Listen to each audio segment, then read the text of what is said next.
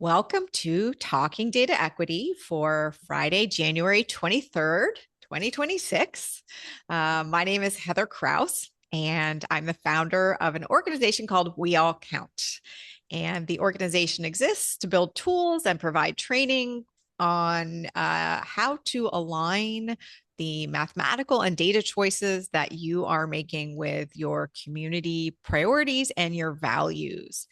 And you have successfully found your way to Talking Data Equity, which is an informal drop in kind of community working session that we hold most Fridays. I'm putting in the chat the link to the Talking Data Equity main page.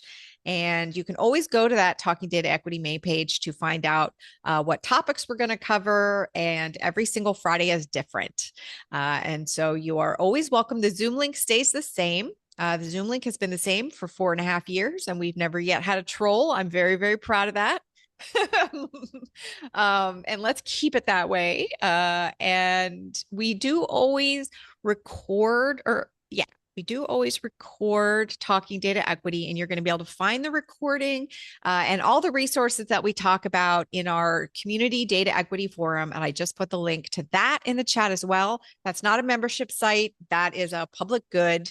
You can hop in there at any point to watch recordings of Talking Data Equity, as well as to ask questions and share resources with people who are working on data projects around the world.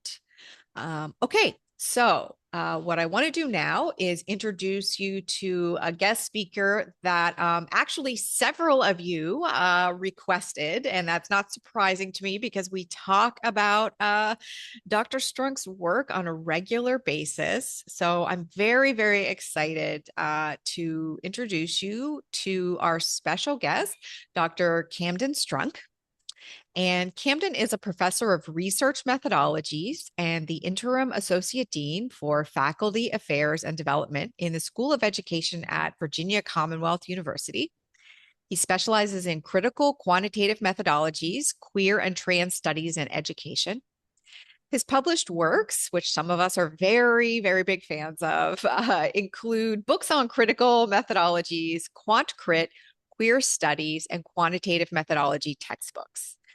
Some of Kamden's current projects include work around LGBTQ plus student experiences in STEM, connections between gender and sexuality politics at the institution level, and how those shape student experiences and are shaped by contextual factors, also advancing measurement of systems of oppression and marginalization, which is something I think we're all working on. So we're excited to hear that. And while Kamden is sharing his stories and slides, we're going to ask that you keep your microphones turned off. If there's time at the end, we'll have an open mic Q&A, but feel free to use the Zoom chat to share reflections, connect with me, connect with other people who are here. And let me just say, I know there's a lot of weather events and a lot of political events going on in the United States. So Kamden, thank you so much for making time to join us today. And I'm really, really excited to welcome you. Thank you so much. Let me share. I have some slides to help me stay oriented to what I was thinking I was going to talk about. Um, Perfect. so yeah, thank you so much for inviting me to talk about this topic, which is really based on a paper that came out. I'll share the link. The paper's open access as well, for folks that may want to read it as well. But I think I have about 25-30 minutes of slides, and then that should leave plenty of time for Q&A. We'll see if I'm correct about my own timing. Um, but yeah, so what I want to talk about with you all today is my argument against a critical quantitative orthodoxy and in favor of proliferation and fragmentation of methodologies, which I think has liberatory potential. We were sort of talking during tech check before this, and I shared that one of the reasons I started thinking about wanting to write something like this was at ARA last year, hearing uh, this idea keep popping up around like, man, we should come up with rules or like guidelines or like a set of procedures about what is critical quantitative methods. And like I just got so itchy every time that it came back up. And I just think I think I need to write down why this makes me so itchy. And so that's what I'm trying to do in the paper and what I'll try to talk about um, with you all today. So let's see, there we go. So just kind of an overview. I'll talk a little bit about why I think we're drawn to orthodoxy and why I think it's dangerous. Talk a bit about what I think makes a methodology critical. And I kind of spoiler alert that I don't really think the methodologies are critical. I think that the approaches that we engage around them might be. Um, and just a little bit, I think folks will probably be familiar, but just a quick, brief overview of sort of the landscape in critical quant, um, and then talk about this idea of proliferation and fragmentation. And I think we'll have a lot of time to talk. Um, so this is probably things that you all know. So I'll do just a really quick bit here about sort of what's out there in critical quant. So um, there's been really rapid expansion. I mean, 10 years ago, there was almost nothing, and now there's a lot.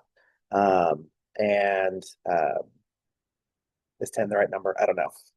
Not that long ago, there was very little, and now there's quite a bit. Um, but so some of the approaches that we see happening now are people engaging critical theory and quantitative criticalism is sort of what's emerged around that for terminology, although there's not, it doesn't seem to me like people have really settled on what they want to call that set of approaches from critical race theory. We get quant crit. That term feels a little more settled.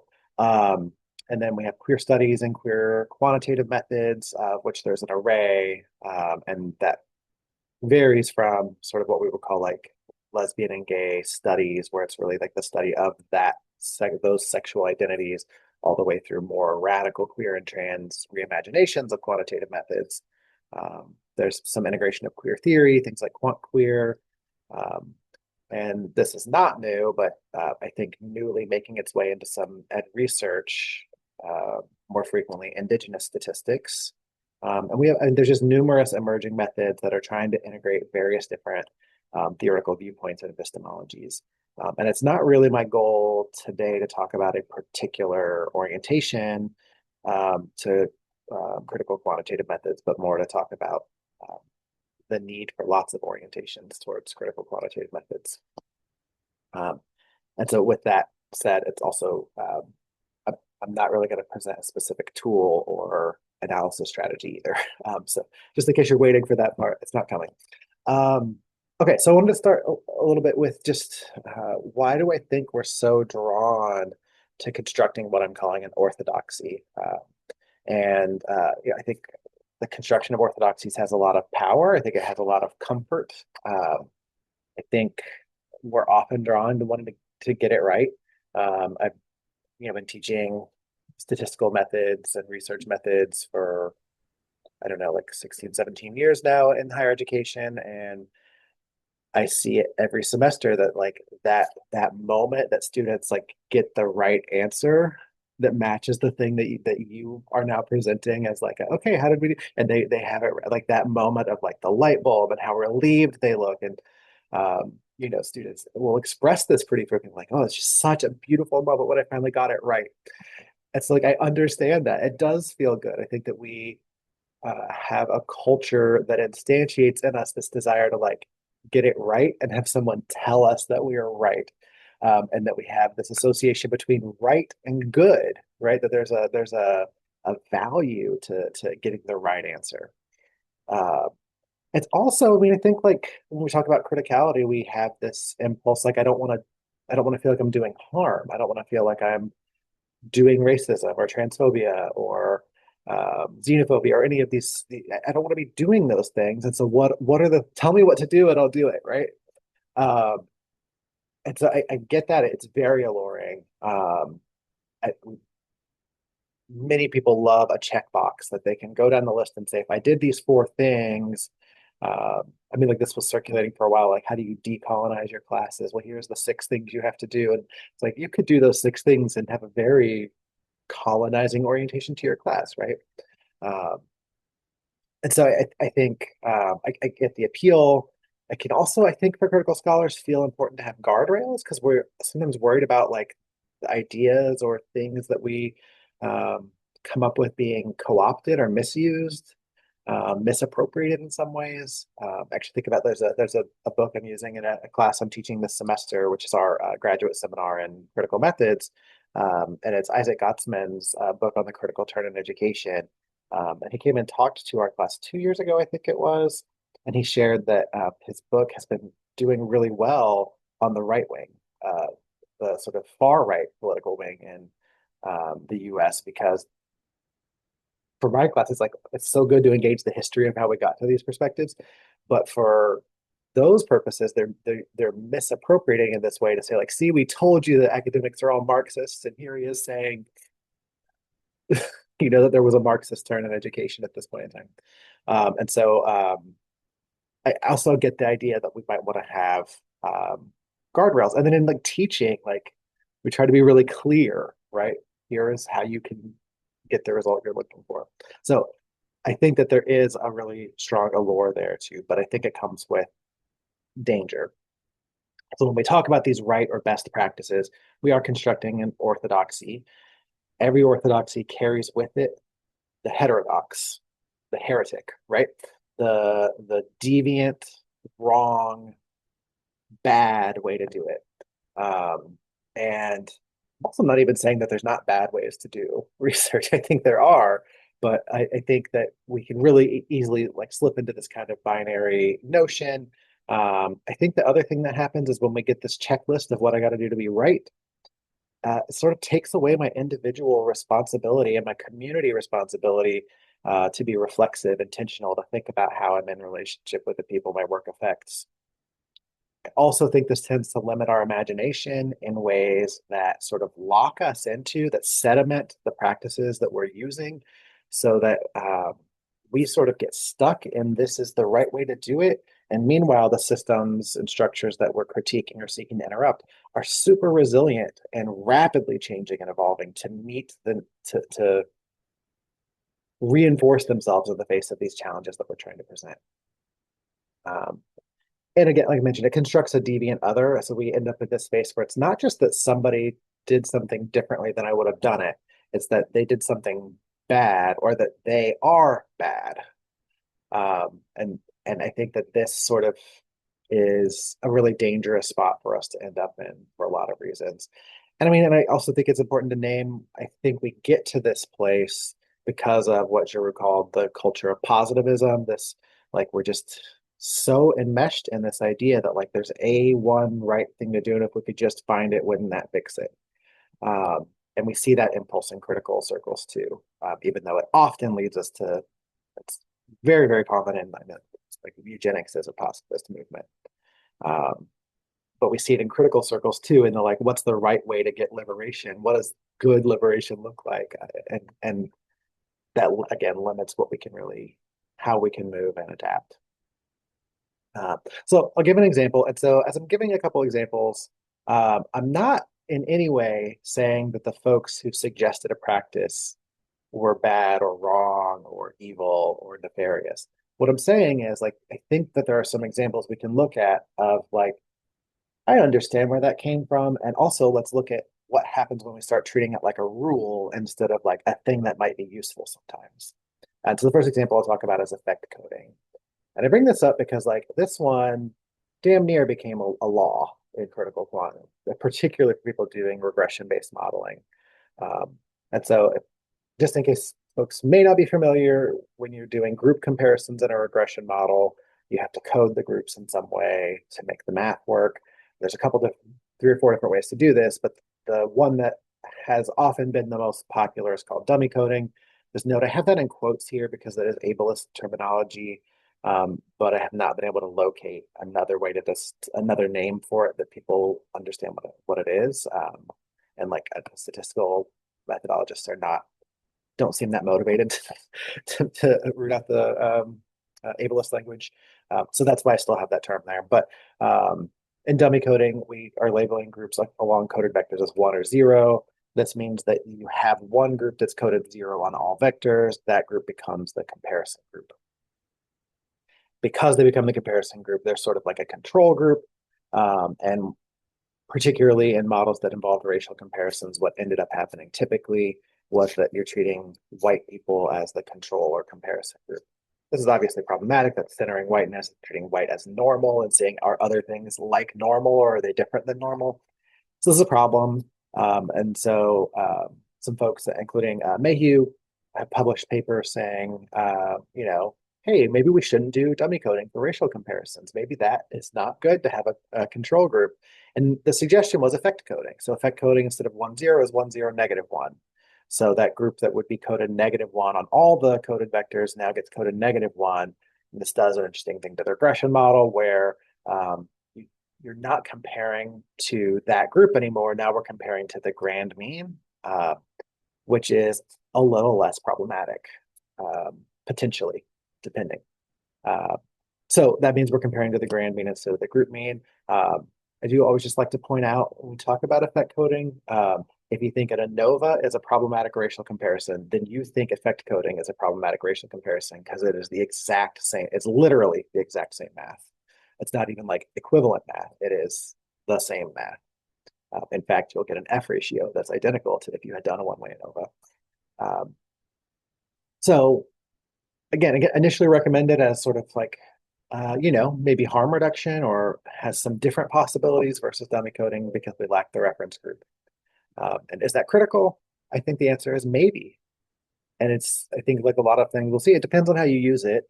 Um, because using the grand mean, so if you have a predominantly white sample and then you use the grand mean, you're really kind of using the white mean still as a comparison.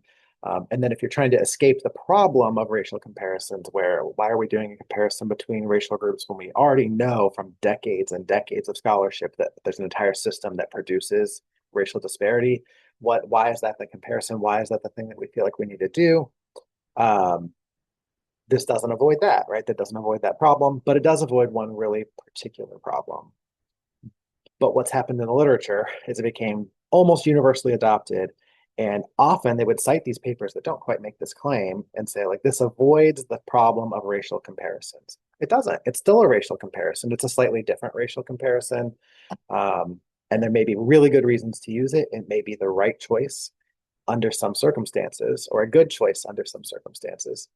But it became a checklist. And so then people aren't thinking about, well, what does this really do? What is actually happening inside that model? They said, oh yeah, I read this paper that said to do effect coding. So that's what I did. And now my work is good. It's critical. It's critical because I even get these papers saying like we used critical quantitative methodologies in that we used effect coding. That's not a critical approach.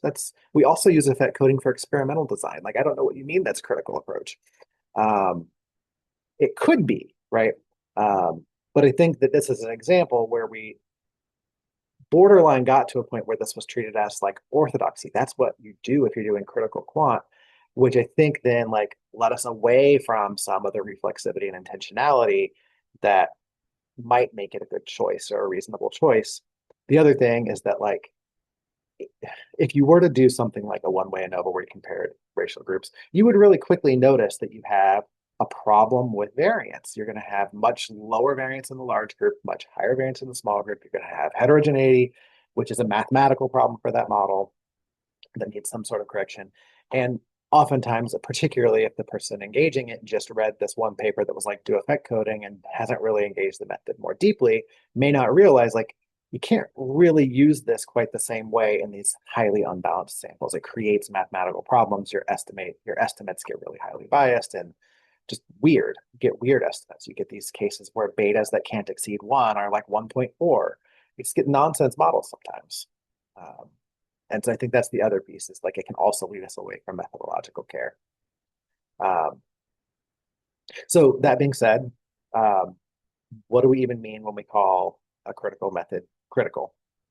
Um, it's, I think, a really hard question to answer, actually, because criticality actually resists definition because the sort of like imposition of a specific definition is kind of uncritical in a way. It's kind of anti-liberatory to say, like, you must mean this when you say critical. So by nature, it's a contingent, fluid, changing kind of idea.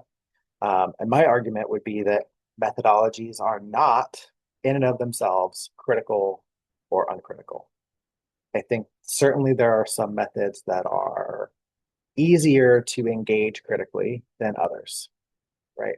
Like community engaged research might be leaning itself toward a critical use a little bit easier than analyzing a government data set.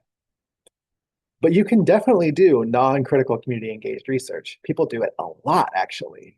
And so it's the connection is not so explicit. There are methods that I think are easier to be critical and others that are more difficult, but the methods themselves are tools.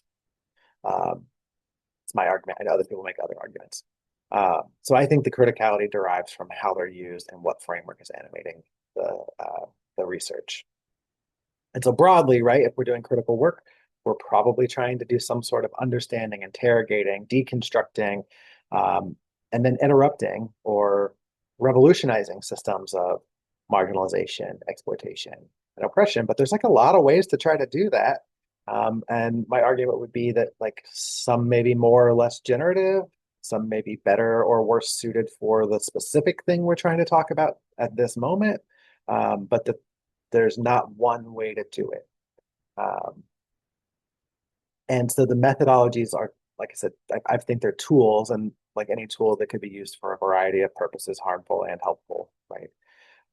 Hammer can both be used to build and to destroy. Uh, Ethnography can be highly white supremacist or highly liberatory, right? These are tools that can be used in different ways. Um, and I'm borrowing in this framing of contingent foundations from Lou Bailey's work. And so I like this quote, so I put it in, that like the justice issues they take on, research methods, paradigms, and choices are situated in power relations. No inquiry space or tool transcends its context and time.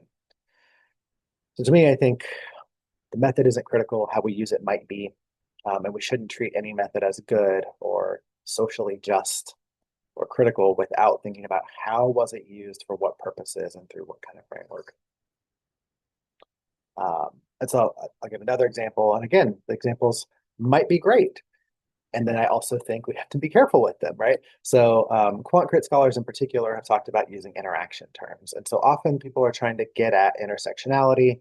And just a quick aside, interacting identities is not an intersectionality. Intersectionality is about the interaction of the systems, but people have tried to use the interaction terms between identity categories as a kind of proxy. So if you have gendered racism, we might expect that to have particular effects at the location of Black women. And I use that example very intentionally because it's studied a lot. And one of the outcomes of that is that we see things like Black women have lowered earning and promotion potential in the workplace. And what I would point out is that that's not an inherently critical insight. It might be, right? So is it critical? Maybe. That's always going to be my answer. So it might be, and a lot of the folks who have used it in highly critical ways. But the insight that like a Black woman might have lower earning potential actually has multiple potential explanations, some of which are critical and some of which actually reinforce dominant white supremacist, cis heteropatriarchal ideologies. And so we do actually see the uptake on the far right in U.S. politics in particular of some of these now very well established research findings to say like, oh, see, like that's an inherent deficit in people of color or in women rather than looking to the systemic issue. It's both like sort of a danger of getting stuck at the level of identity without ever moving to the level of system or ideology. But it's also like it matters how and why we use the interaction. The interaction could have really um, oppressive kinds of uses. Another example is we see critical scholars arguing for more detailed, fine-grained racial disaggregation beyond federal umbrella categories. And I've got a couple examples cited here, both of which I think really took a lot of care with how they did it. So again, not trying to call out those authors as having done something they shouldn't have done. It's that it's an approach that started to be used more, and it's not really the disaggregation that's critical. It's how and why you disaggregate and what you do with the outcome of that. So like looking at the unique experiences of Afro-Latina people or disaggregation by immigrant status or like in Tarnishi's work, that's more about like breaking down this big Asian category that we have in federal definitions into multiple regional subcategories and finding that the outcomes are vastly different. Um, so again, I think like that may be critical.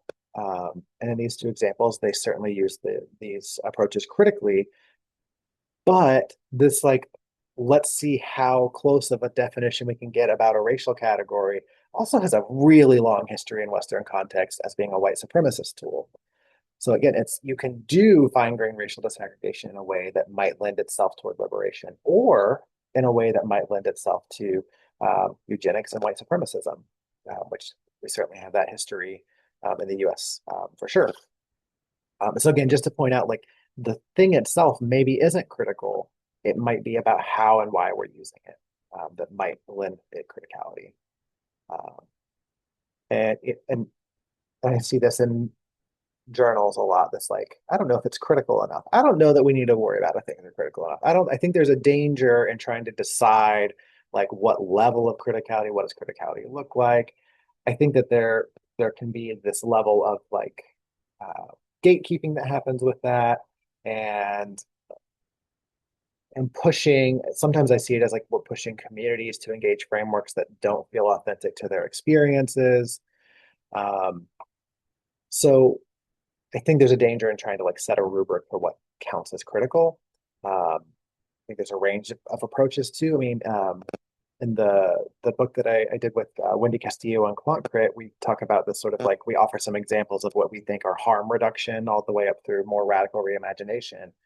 And my position is that we need all of that, right? Like if you're particularly now, like you're working with federal data, it's like harm reduction is like pretty darn good. Like that's pretty far right now.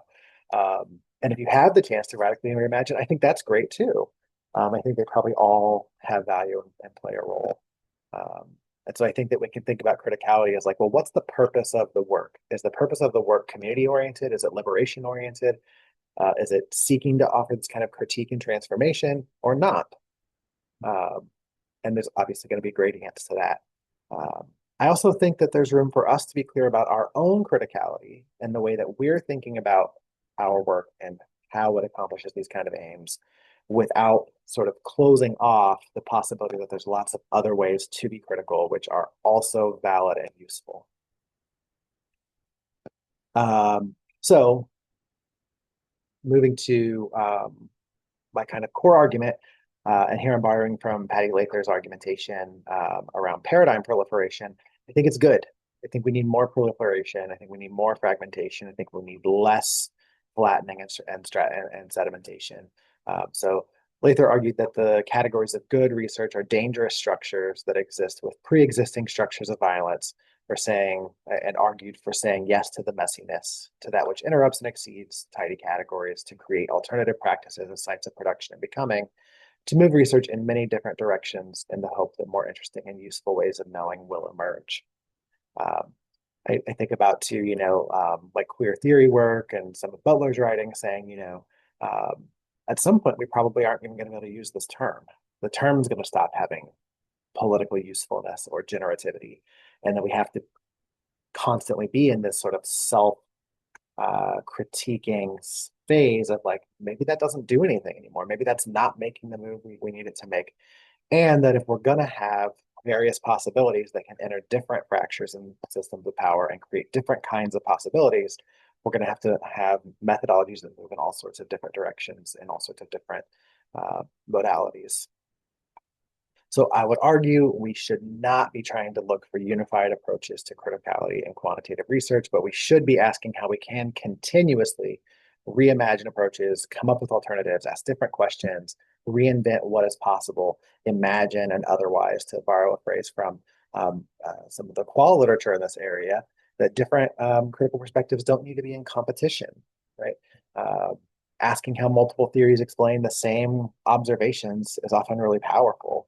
um, I mean, I think like, with students, they will often find themselves saying like, well, I'm interested in studying racism, so I guess I should use critical race theory. But maybe like that certainly is a theory that's very interested in understanding and interrupting racism. Um, but it's not the only one, right? There's a lot of ways of thinking about racism that aren't necessarily better or worse. They're different and they generate different insights. And it's like you can study race and racism from a queer theory perspective, and you get some really different insights than you do if you start at a critical race theory perspective. You can also study gender and sexuality from a critical race perspective, and you'll land at different insights probably than you would if you start at queer theory, which has a different onto-epistemological framing, right? So I think it's good to think about these as existing together in ways that we can get various perspectives on the same problems and issues that might lead us to different kinds of possibilities, different kinds of interventions that could be useful differently. Um, and I think that that certainly means the methodological landscape in critical quant is going to keep getting more complex. And I think that that's good, not bad. Um, I guess I just engaged the binary there, but I think it's good for us to continue to see more complexity, more options, more approaches emerge.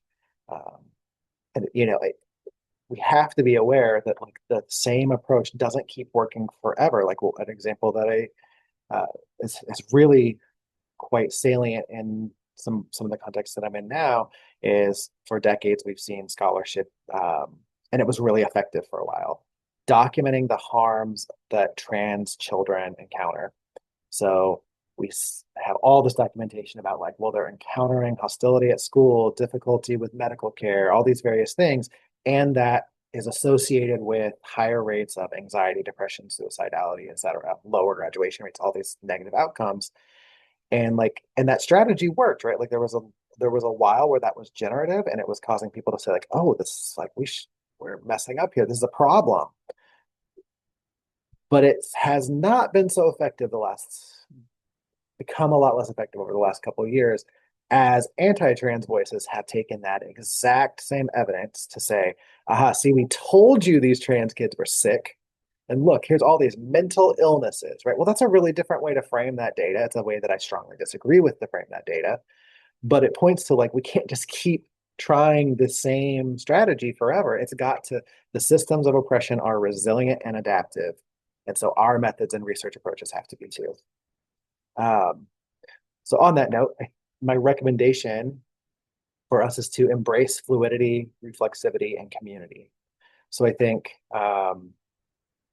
as critical scholars, we don't think that we are detached, objective, neutral observers of this objective, stable reality. We know that we are part of the social, political, and historical systems that we are researching.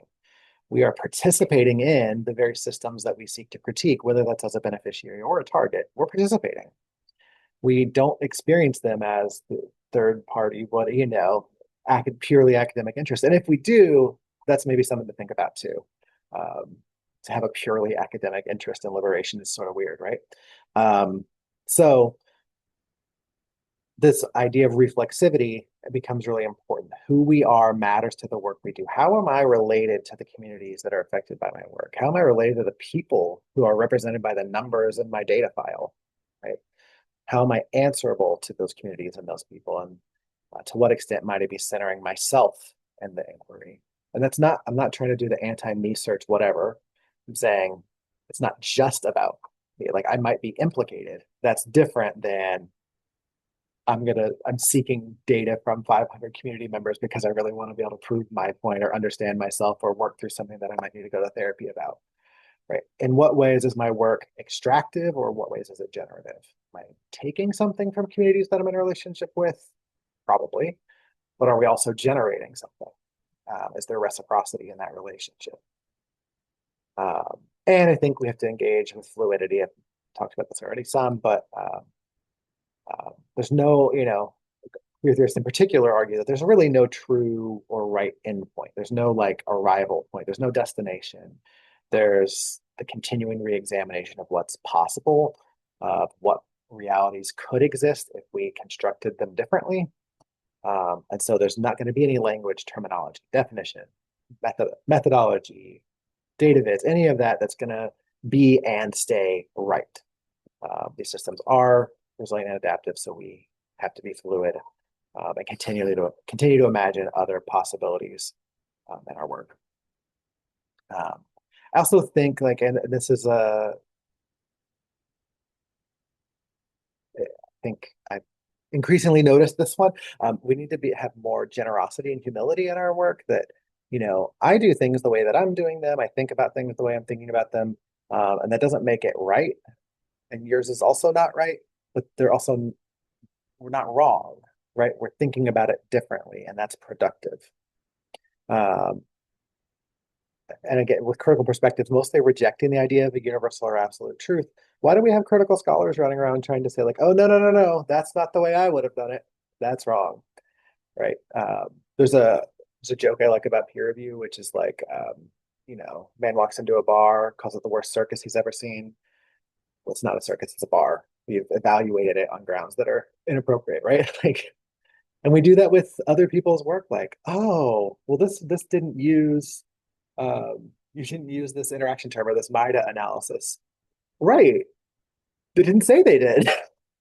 What did they do? And is that valuable on its own? And are you evaluating it on its own grounds? Right. I think that many of us, myself included, need more methodological and theoretical humility, openness, and flexibility.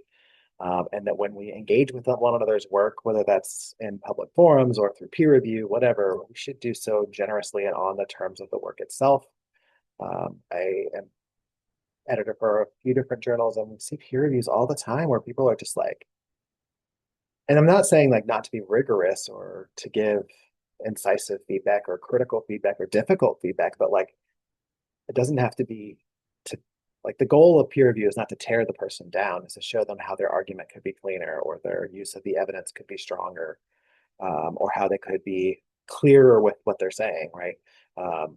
And just sort of interesting. We see this sort of like infighting in critical circles that the folks who like want to privatize schools are not infighting with each other in this way, right? The folks who want to see mass deportation are not infighting with each other about whether the word mass is appropriate, right? There's much more in group, and I'm not arguing for cohesion, but you know, generosity and humility that like somebody doing something different doesn't make it wrong. Um, it might be, right? It might also be like this is a poor use of evidence, or this argument doesn't actually line up with what you're saying, or your evidence that you're presenting doesn't support the claim that you made. That can all be true, but we don't have to impose our perspectives on people that should have others. Um, and I think this is nearly, if not the last thing I have. I think we need to keep our approaches contingent. This is from that same Bailey piece that I referenced earlier, but that she argues that social justice methods must remain contingent foundations. The practices might involve an array of new questions about existing paradigms governing inquiry, new methodologies, new onto-epistemologies, new tools that open dominant practices to fluidity and creativity, oriented towards change. The practices are diverse, contested, and always unfolding, and it serves emancipatory ends to keep them that way. Um, and yeah, I do have one additional recommendation that I actually don't really think is in the paper, which is, um, when we're doing critical work, the theoretical frameworks matter a lot, and we should engage them carefully and thought. Like we should, if you're going to say my work is animated by critical race theory, could you read maybe read some critical race theory, right? Maybe that's a place to start. Maybe engaging with the people and communities that generated that perspective, right? And that the methods matter too. Like I think being critical about quantitative methods, recognizing their eugenicist history, recognizing the problematic entanglements they continue to have, doesn't mean you don't have to learn them, right? We still need to understand the math behind that method. You can then say, and I disagree, or don't want to use it that way, or that's fine. But if we're going to disagree and critique, we should know what we're disagreeing with and how we're critiquing it. Like, know how the math in the general linear model works before saying, like, that math is wrong, right? Um, for the critique to be sort of meaningful, it needs to involve engagement. So I think we need to also learn these methods deeply, so that the critiques, innovations, and divergences are informed and thoughtful. And in fact, in the special issue that this paper is in, that I have the code up for, Darnell Leatherwood argues for this sort of like three-part approach to criticality. And two of them are know the theory and know the method. So I also want to credit that idea there. Um, but that's all that I have. And I'm more than happy to talk. Thank you so much, Camden. This is amazing. And you're so good at articulating and making clear very complicated ideas I really, really appreciate it. Hopefully, you can see all the applause and heart icons that are going up, as well as a lot of gratitude and resonance in the chat. Um, yeah, and just to reiterate, we will put copies and links to all of these resources, as well as the recording for this into the Data Equity Forum. I put the link into the chat, and I'll put it there a couple times. And yeah, this is we have plenty of time for a conversation. So if you want to turn your mic on and offer a reflection or ask a question, please let's, if you can, put your little Zoom hand up the way that Dennis is doing right now. Hey, Dennis. And if you can't figure out how to do that, then you could just turn your mic on. That's cool. Hey, Dennis, how are you? Go ahead. Doing well. Thank you very much for bringing the presenter, Dr. Strunk. Thank you a ton for bringing this information to us. It's always good to have these conversations and to keep them coming. So, going to apologize in advance. It's going to be wordy. It's a two-parter, so just bear with me. So, one issue that I've experienced over the many years is when an analyst is given a certain amount of autonomy, at a local level, maybe a team level or something, say, hey, you do the analysis you need to do. But then that might bump up against more standardized corporate work setups. So like training programs. So that wants you to be very much in line so that you can be rated against that and look for new opportunities and all the fun stuff. And frankly, I see this as a structural concern. It's just the life as is. So the first part of this is just given your perspective, how might we talk about threading the needle between critical analyses we need to do and the consistency that businesses and other entities use kind of to measure employee success? So how can we be the best we can be while standardizing things, which is kind of antithetical, as you just brought up? And the second part of that is, if that's not something we should even aim for, could that be a problem where it relegates this critical quantitative work to like the academic space, which keeps it out of the applied work or the field work, and also, frankly, keeps it from evolving? So I can happily restate that, but I'll leave you with that, and I'd love to hear your thoughts. Yeah, I think I understand the question, and if I don't answer it, then just No let me know. worries. But just Lifelong affliction on this ask a end. No different way, worries. and I'll try to catch that, right?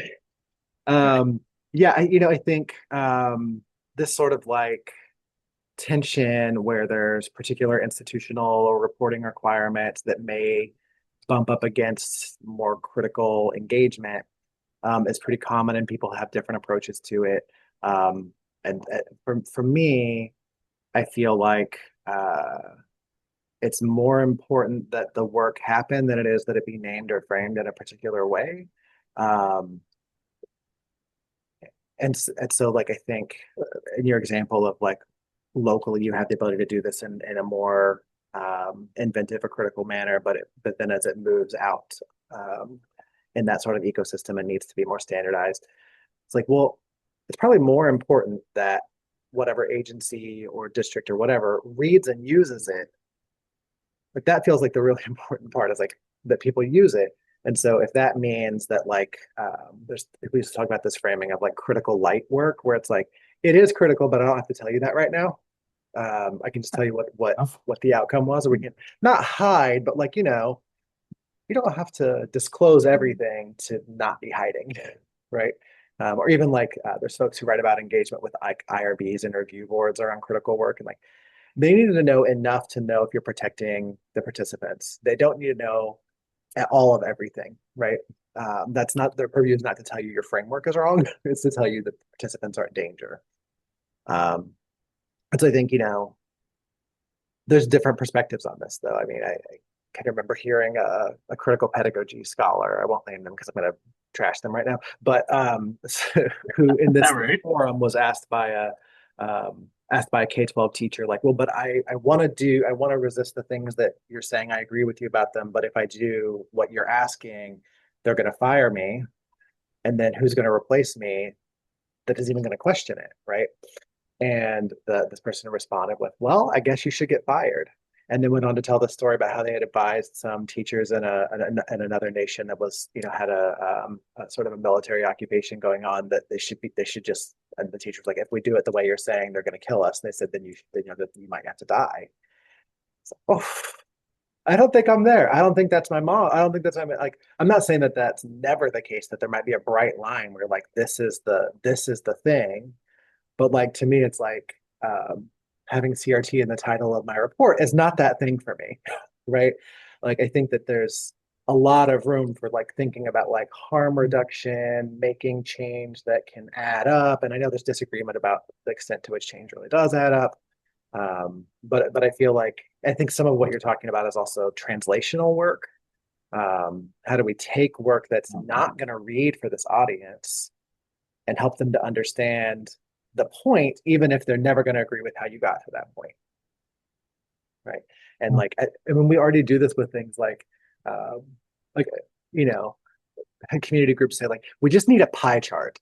And I'm like, I don't think that's not really No. where I'm at. But like, but I also understand that you're saying I've got a meeting with this mayor in 2 hours, and I know that he like anytime you show him a pie chart, he just goes, hard eyes for it.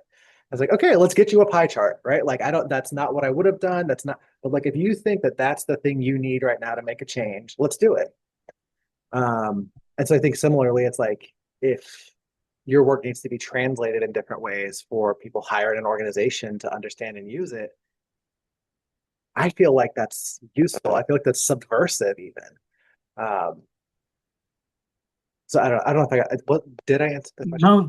No, you're spot on and made me think of several things. I don't want to take up everybody's time, but that really resonates. It's basically focus on the end goal and making sure that you can bring about the change that you'd like to do, less putting an actual label on it to do the work and not have to explain to everybody how the sausage is made. But you do want to give your audience what the audience needs such that we can make our decisions moving forward, even if in the background we do the work the way that we need to do it. And how we arrive at it, how we can justify it, that's kind of that stays here, but it may not be for everyone. You're right. I can't stand pie charts, but if that's what it takes for somebody to understand what we're saying, might have to hold my own nose a little bit. I wouldn't love that, but it's where life is. So But I if like, think I like understand if that. I give you a Yeah. pie chart, you think that's going to get you your non-discrimination resolution? Like, all right, let's do it. Yeah, Let's like do three so pie the charts, whatever you. and going to the point of harm reduction. So I like that. I mean, we can't always, let the perfect be the enemy of the good either. So like I get that. So that I think that makes a lot of sense. And I would just hope our non-academic spaces will evolve and allow for more of this so that we can do more critical work in a way that benefits populations who need it. Thank you very much for your time. I'll stop talking now. I appreciate your time. And I also think it's really easy to take these like hard stances for people in positions like mine where we're tenured, and it's like I kind of have to break the law to get fired. Like we're in a much safer spot. It's easy to be like, oh no, you just say screw you and do what you want. Like, well, not everybody gets to do that. Yeah, I think that's such a good insight that is always important to talk about. And whenever we're talking about the practice of data equity is, there's always trade-offs, there's always pros and cons. So thank you for reminding that. Fantastic question, Dennis. It's always really good to see you. Anybody else that's in the room want to turn their microphone on and share a reflection or ask a question? Or you can also put a question in the chat.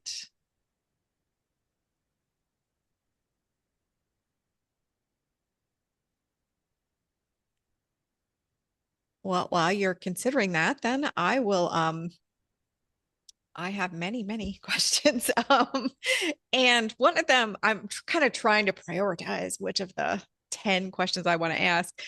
Um, and I think that one of the, I want to build on Dennis, what you were saying, in that, we do a lot of the kind of same stuff that you're talking about, Kamden, that we go into teams and organizations and say, math is not objective. Like it is not actually possible for you to do an objective or value neutral regression or pie chart or anything else. And so let's talk about how you're going to notice the choices you're making and how to align those. And then we'll often hear something like, oh, this sounds like critical race and methodology, and we're not allowed to use that because we get federal funding or we are, you know, a, an organization that can't do that. Um, and what makes me worried about that is there what are the good reasons to call this way of doing math something different other than the really good way of doing math? Because I mean, it kind of it in my experience, it leaves a lot of people with the impression that they can either kind of do conventional statistics or they can do values-based statistics. And in my experience, my opinion, that is not a choice that exists. You are doing value-based experience statistics. You can either be honest about it or not. And so, have you encountered that problem? And who do you think it advantages to kind of have a quantitative methodology that has a special name? I totally get the theory part, why there needs to be a theory that we align the way we do math with. Who's that good for? I mean, it's an academic decision, right, to decide that we have this taxonomy of, and it's like, and we're engaging citational praxis in that by saying, like, let me make Mm, sure I'm honoring the tradition in which I've gotten this insight. Um, mm, okay. but, uh, one of the things that a lot of organizations and entities that are more invested in oppressive ideologies are really good at is insider versus outsider framing. Yeah, That there's almost a different language being spoken in group than out group. right. Um, and I'm not saying like let's all emulate the oppressor, but like I do like there's something interesting about that. Like communicating Right. publicly doesn't need to have these same kind of labels. Um, I also obviously strongly agree with your point. Like there's no value neutral, actually anything, but including math or Right. statistics or research. Right. Yeah. Uh, and so like the decision to position dominant historical Hmm. Eurocentric Hmm.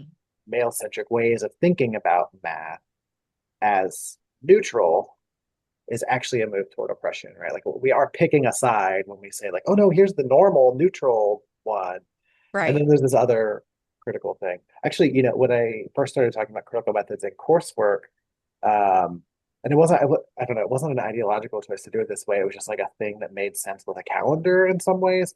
I did it as like a unit at the end of a class because I think it was the first time I had built in a week for something and then we didn't need that week for that. And so we were kind of ahead of schedule. And I was like, oh, cool, let me try this. Wow. But then it just sort of built, because where I was at that time, you would build in like a hurricane or tornado day into your schedule. And so then we didn't need it, right? And so then I had this extra time and was like, oh, cool, we'll do this. And then what I found was like doing it at the end of their first stats class, uh, it's useful in some ways. A lot of students really appreciated that exposure, but it Hmm. does position it much like you're talking about. Like there's normal stuff, and then Hmm. here's this weird other thing. Hmm. Uh, and what I've started doing now is the first week of class is like, what is the history of quantitative methodologies and what are Oh, the various ways people approach them? And then, of course, yeah, we're going to learn probability theory. We're going to learn central limit theorem. We're going to do all of that, but it right. sets us up in a different space to be like, oh, cool. So that's that theory. And also it primes them to ask like, who did that? Who came up with that? Which we never talk Mm, about in quant. They're all, neutral, but actually like Pearson's are. right. Let's go look up Pearson for a minute and then like think about that. Yeah. But I think it positions us to think about it differently as like it's all values, it's all theoretical, it's Yeah. all political. The question is what kind of politics and values we're Mm, talking about. mhm. Um, Okay. I don't know that that helps in the context of like federal contractors being banned from engaging certain theories, which is another. I mean, and it's another example where like I wouldn't feel great pushing an organization on that very hard, but it is also true that that's an executive order, not a law. They can't actually enforce it. It what has been turned over by courts, but Mhm. I also understand why they're doing what they're doing. Yeah. No, that's a fantastic answer. It really, really helps me understand a lot of the dynamics. I really appreciate that. Veronica, I think you are unmuted. Are you unmuted because you want to ask a question? We would love to hear from you. Now you are muted. No, I don't know what's happening. I don't know how that happened. Okay. No worries. It's all good. Okay, well, we are technically out of time, which breaks my heart because I could definitely talk about this for another couple hours. But we will respect everybody's time and we will leave it here. And I'll just quickly say that next week is part 2 of the that USAID team coming to share with us suggestions for how to save data and deal with the current federal data ecosystem. So that's next week. But I really want to emphasize, Kamden, how valuable in both an emotional and a mental health and a technical way your talk was today. It's exactly what me and the community needed. And I really appreciate the time you invested to clarify all of that thinking and put it together in a presentation for us. It really means a lot. And I know that lots of you are facing some severe weather this weekend. And I know that lots of you are facing political violence this weekend. So our hearts are with you. We are in solidarity with you. You are not alone. And yeah, we will take good care of each other in the next couple of days, each doing our best. And we'll see you really soon. Thanks, Kamden. Thanks, everybody else. Thank you so much. Okay, bye.